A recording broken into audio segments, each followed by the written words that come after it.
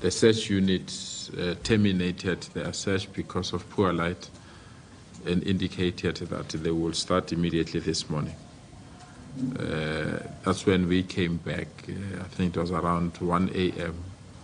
So around 4 a.m. we then left to go back to the scene so that we can be in a position to assist the rescue team to look for the child, because that's what we're looking for. We're looking for a learner at that time. So when we arrived at the scene early hours of this morning, we had a session with the family and explained to the family fully the circumstances and indicated to them that we'll gather as much information as possible. And on the basis of that information, we'll then come back to them and give a briefing. In the first morning session, the family then said, because the boy is missing, they will then grant us permission to release a photo so that the police can circulate around the area. That's when we released the photo so that we can be assisted. I must say the community around that area, the farming community, the farmers, the workers, they literally dropped everything and came to assist us. There was a light aircraft organized. I don't even know who organized it because it was not coming from the police. The owner of that aircraft started to search the field. We had people that brought their own drones. They dispersed their drones. We had the police divers. They went literally everywhere. It was just before 11 o'clock that the police says they feel there is something that they need to follow up.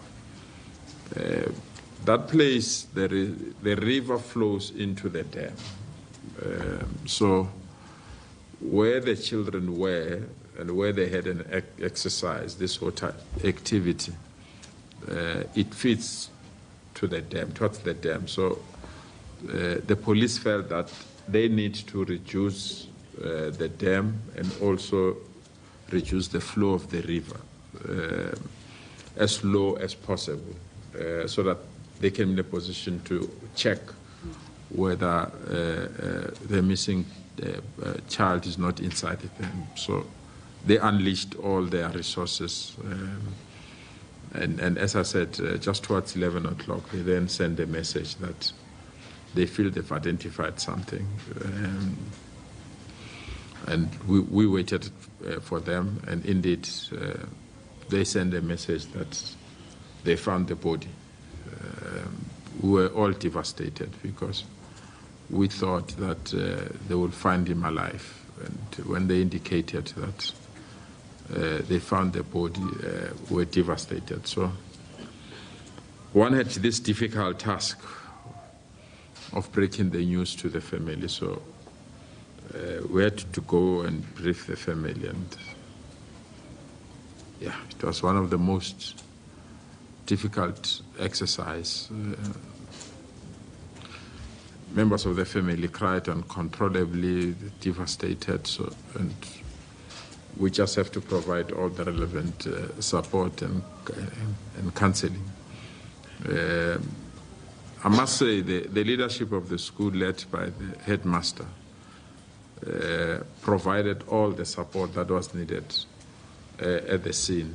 And they indicated that there were psychosocial workers there, and we tried to really console the family. And then we then made arrangements with the police to retrieve the body and bring it closer to where the family is, so that the family can manipulate, because where the body was found was far deeper, and it was just inside the bushes, so it was going to be very, very difficult for the family to go there.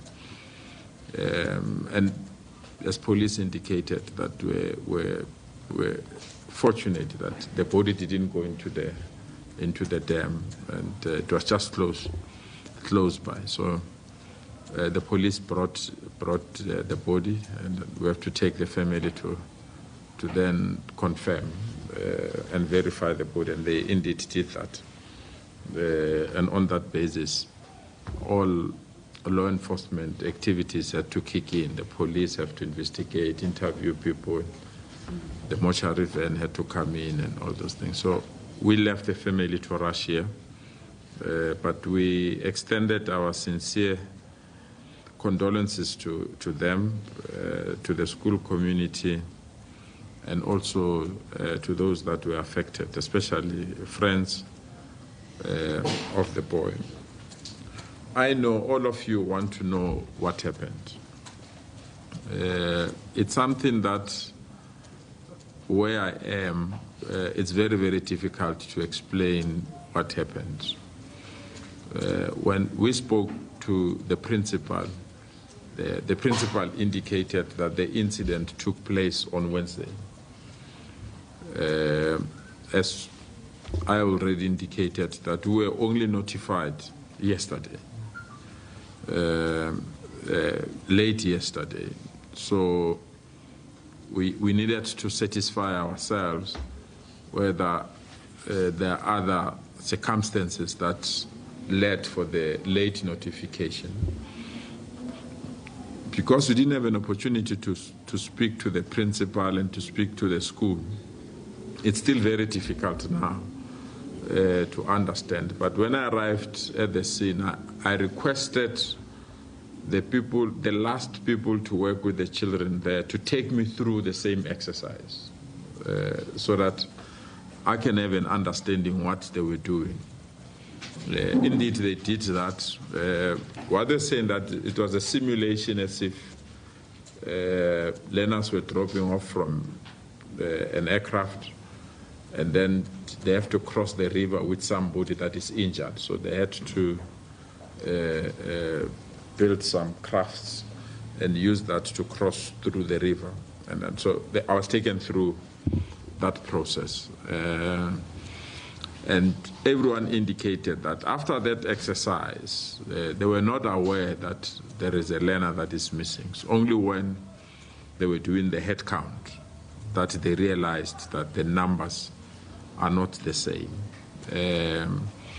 They've indicated as well that there were other children that were booked, but they didn't pitch up. So they started to phone everyone that was not there. And others indicated they were sick, they had sporting commitment, so they didn't make the trip, or they couldn't afford the trip. So that's the first part that made them to feel that maybe this learner is part of those that didn't make it. But when they checked again, that's when they realized that indeed someone is missing, because their belongings are there. And then therefore they raised the alarm, and when they raised the alarm, that's when all of us were notified. As I said, when I was notified, I felt, because there was a large scale of people that were assisting us, farmers and other things, so we're inundated with inquiries. So we had to issue a public notice to indicate that we've got this kind of a problem, and advise the school also to issue a communique. So after I've issued the public notice, the school followed. After they've made contact with the family, they also issued, I know the school has been criticized for not notifying parents on time.